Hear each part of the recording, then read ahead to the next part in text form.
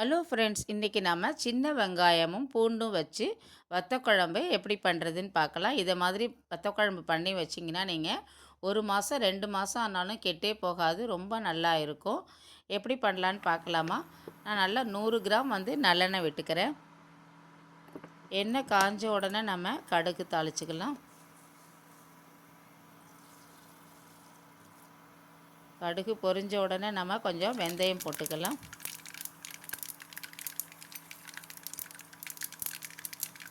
வெந்தயமும் நல்லா வறுபடட்டும். கொஞ்சம் கருவேப்பிலை போட்டுக்கலாம்.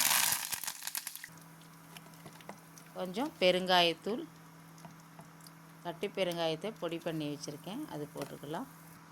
இது நல்ல வாசனையாக இருக்கும். சின்ன வெங்காயமும் பூண்டும் கட் பண்ணி வச்சுருக்கேன், அதை எடுத்து இதில் போட்டுக்கலாம். நல்லா வதக்கிக்கலாம். நல்லா தாராளமாக எண்ணெய் விடணும். அப்போ இந்த எண்ணெயிலேயே நல்லா பொரியும் உங்களுக்கு வெங்காயமும் பூண்டும்.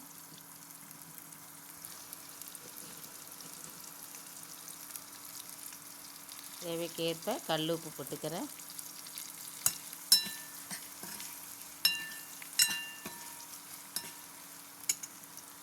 நல்லா வதங்கிடுச்சு.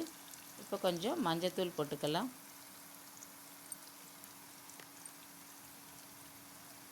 கொஞ்சம் தனி மிளகாய் தூள் தான் போட்டுக்கிறேன் இதுக்கு. நல்லா 2 ஸ்பூன் போட்டுக்கோங்க, காரத்துக்கு தகுந்த மாதிரி.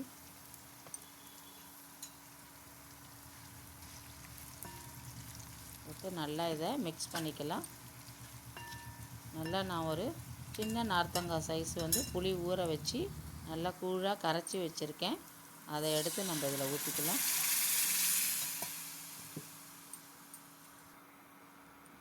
இப்போ நல்லா கலந்து விட்டிங்கன்னா நல்லா இப்போ கொஞ்சம் சர்க்கரை போட்டுக்கிறேன்.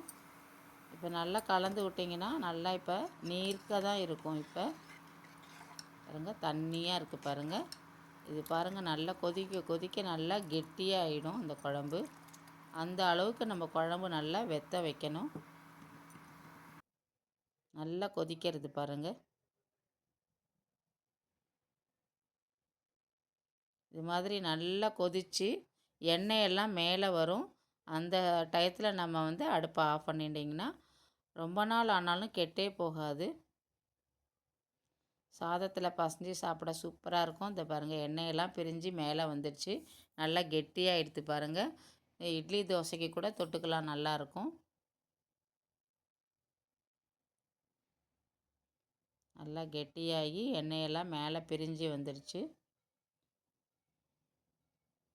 இப்போ நம்ம ஆஃப் பண்ணிவிட்டு நம்ம ஒரு பாட்டிலில் ஸ்டோர் பண்ணி ஃப்ரிட்ஜில் வச்சுட்டிங்கன்னா நம்ம 2 மாதம் ஆனாலும் கெட்டு போகாது. நீங்களும் ட்ரை பண்ணி பாருங்கள். Thank you friends.